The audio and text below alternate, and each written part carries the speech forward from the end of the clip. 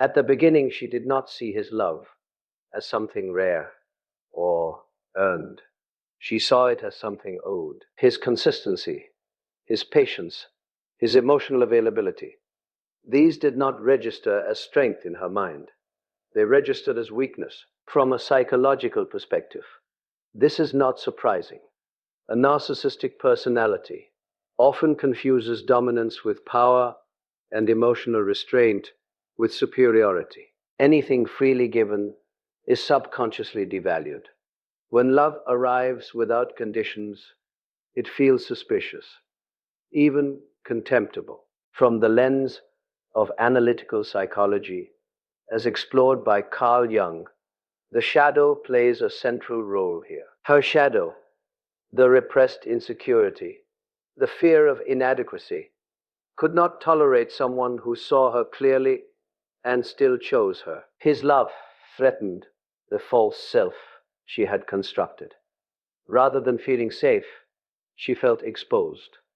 And so, instead of respecting the depth of that bond, she tested it. She pushed boundaries, withheld affection, created emotional chaos, all to confirm a belief buried deep inside her psyche.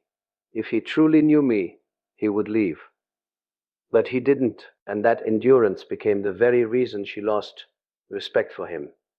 She interpreted emotional maturity as passivity. His calm presence felt boring compared to the emotional highs and lows she was accustomed to.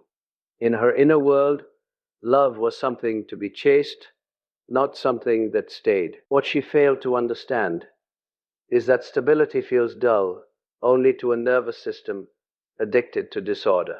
This is the great miscalculation. She assumed his love was infinite because it was quiet. She assumed his loyalty meant he would always remain.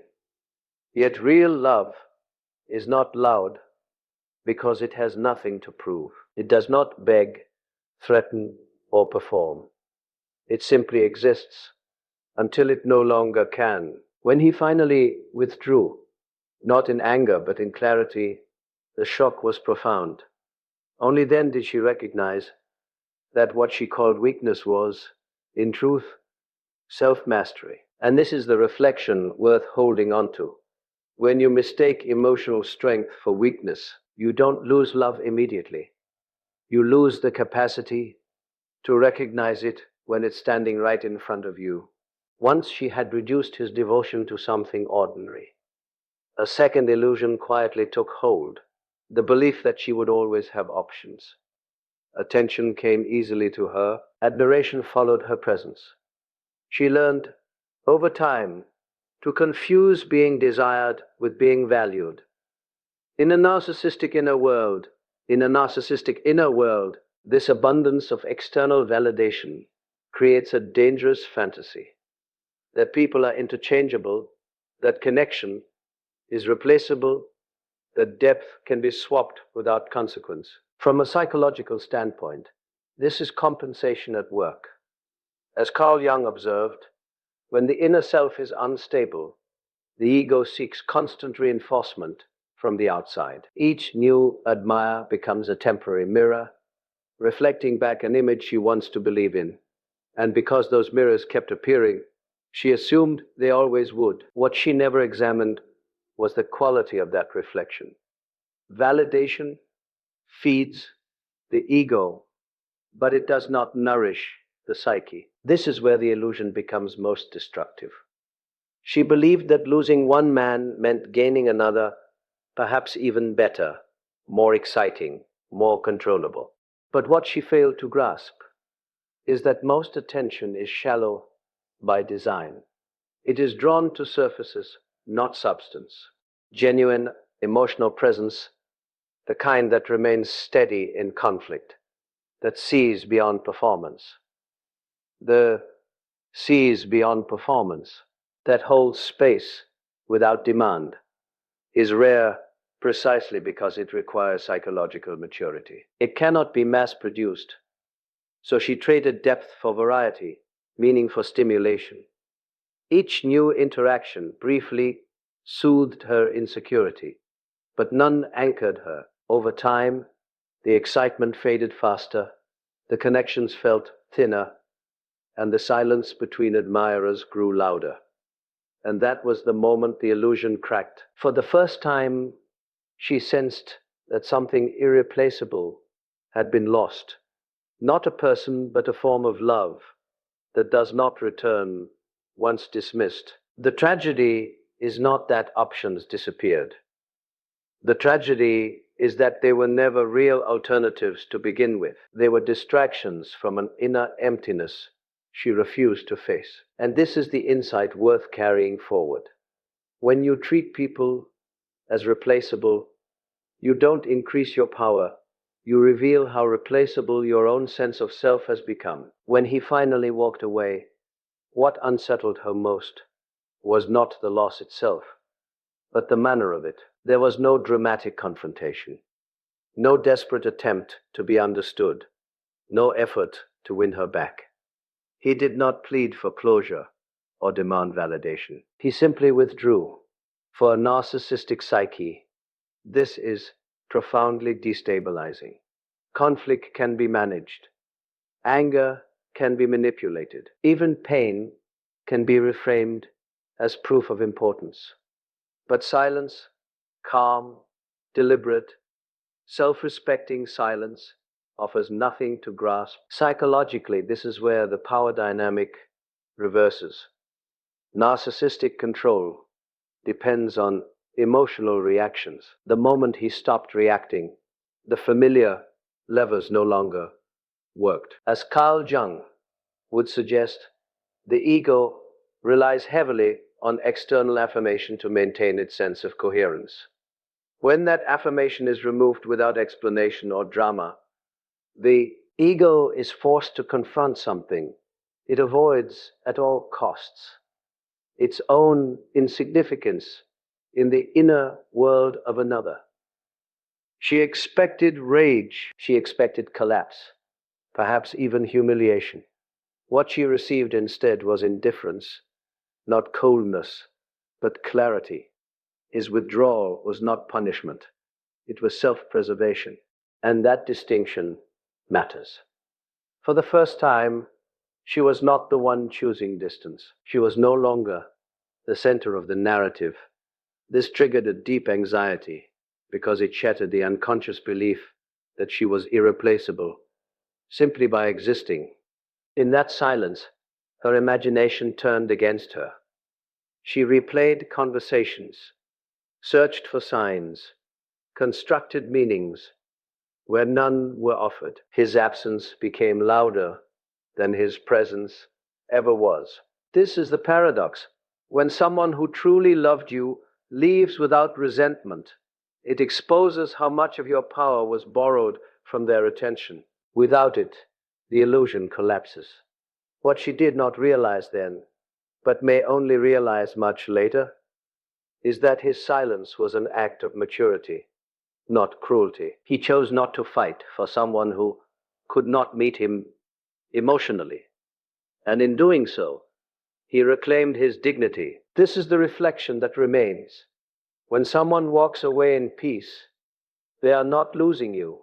You are losing access to who they were willing to be for you. And that is a loss silence makes impossible to ignore. After his absence settled in, something far more unsettling began to surface: not loneliness, but instability. For a long time, his presence had served as a psychological anchor. He reflected patience, reassurance, and quiet affirmation back to her. And without realizing it, she had built much of her self-image against that reflection. When it disappeared, the structure holding her identity together began to weaken. What she experienced next was not simple sadness, but a subtle collapse of the persona she had relied on. In Jungian terms, as articulated by Carl Jung, the persona is the mask we present to the world, carefully crafted to earn approval and avoid inner conflict. Her persona had been reinforced by admiration, control, and desirability. But beneath it lay unresolved insecurity and a fragile sense of worth. As long as someone close continued to validate her, She never had to confront that fragility. His departure removed the mirror, and suddenly the mask had nothing to rest on. This is when doubt entered. Confidence that once felt effortless began to require effort. She noticed herself seeking reassurance more aggressively, reacting more sharply to indifference, and feeling unsettled by silence. Small rejections felt disproportionately painful. Compliments no longer satisfied her for long. What was once certainty turned into vigilance. The internal question she avoided for years, who am I, without external validation, began to demand an answer. The collapse was not dramatic, it was quiet and cumulative, a growing restlessness, a sense that admiration no longer translated into fulfillment. Moments of emptiness she could not distract herself from. This is the psychological cost of building identity on reflection rather than substance. When the reflecting surface disappears, the self has nothing solid to return to. Yet this collapse, uncomfortable as it is, carries a hidden opportunity. It exposes the difference between ego and essence, between image and identity. She stood at a crossroads, whether she recognized it or not. Continue reinforcing the mask or begin the painful work of integration. And this is the insight worth holding on to for anyone listening. If your sense of self collapses when someone leaves, it is not abandonment that is hurting you. It is the discovery that you never learned to stand without an audience. Regret did not arrive immediately. In fact, for a long time, she felt justified. Life continued, attention returned. New conversations filled the space he once occupied. On the surface, it seemed as though nothing essential had been lost. This is often how delayed regret works. It hides behind distraction. As long as the world keeps responding, the psyche avoids reflection.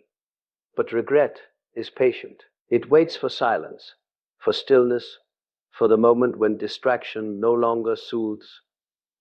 Over time, the difference became impossible to ignore. Others desired her, but they did not understand her.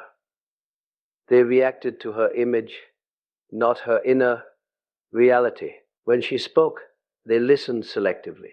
When she struggled, they offered solutions, not presence. And it was in these moments, when she needed to be seen without performing, that the absence of the man she lost became painfully clear. This is not the regret of loneliness, it is the regret of comparison. Only after encountering many shallow connections do we recognize the depth of the one we dismissed. From a psychological standpoint, regret emerges when the ego's narrative collapses under lived experience.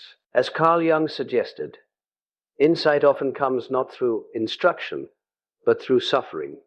She had to feel the emptiness of substitutes before understanding the value of what was real. What she missed was not his attention, but his attunement, the rare capacity to remain emotionally present without needing to dominate or withdraw. By the time this realization arrived, it was too late. He was no longer the man who waited, explained, or hoped. He had integrated the loss, reclaimed his boundaries, and moved forward internally. This is the quiet cruelty of delayed awareness. When growth finally occurs, the person who inspired it is no longer available to receive it. Yet this regret is not meaningless. It carries a lesson that can still transform the future. It reveals that genuine connection cannot be postponed without cost. Emotional depth demands recognition in the moment, not in hindsight. And here is the reflection worth keeping. Regret does not come from losing someone. It comes from realizing you had access to something rare and treated it as if it were ordinary. If you understand that now, act now, before insight becomes memory. By the time the lesson fully settled, She was no longer just experiencing loss. She was confronting an awakening. This was not a simple heartbreak or fleeting disappointment. It was an encounter with the limits of her own ego, a confrontation with the truth she had long resisted. In psychological terms, what she faced was ego death, the collapse of her habitual strategies for control, manipulation, and validation. All the games she had played, all the measures she thought would guarantee her dominance in relationships, suddenly revealed themselves as hollow. And in that emptiness, a brutal clarity emerged. Love cannot be forced, owned, or outmaneuvered. It can only be met honestly. For years, she had operated under the assumption that charm, influence, and attention could substitute for emotional depth. She equated impact with presence, performance with intimacy, and visibility with significance.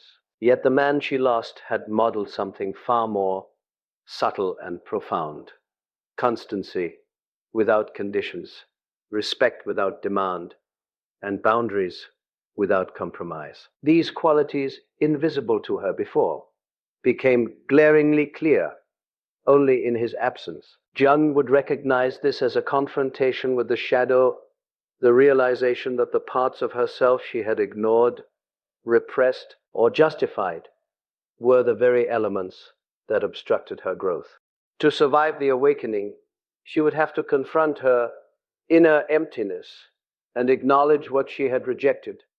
This awakening is in many ways merciless. There is no one to blame but oneself, no external villain to vanquish, no quick reversal to regain what was lost. It is a reckoning, a psychological mirror, reflecting both the fragility and potential of the self. She learned that emotional maturity, patience, and integrity cannot be bought, borrowed, or coerced. They must be cultivated. And most painfully, she realized that he had already moved beyond the space she once occupied in his life. The opportunity had passed. Here lies the insight for anyone listening.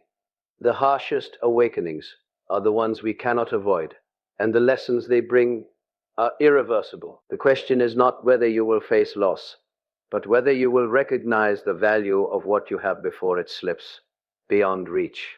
True understanding comes not from manipulation nor control, but from clarity, presence, and a willingness to see both oneself and others fully. That is the awakening she could no longer ignore, and it is a call to all of us to confront our own illusions before they become permanent.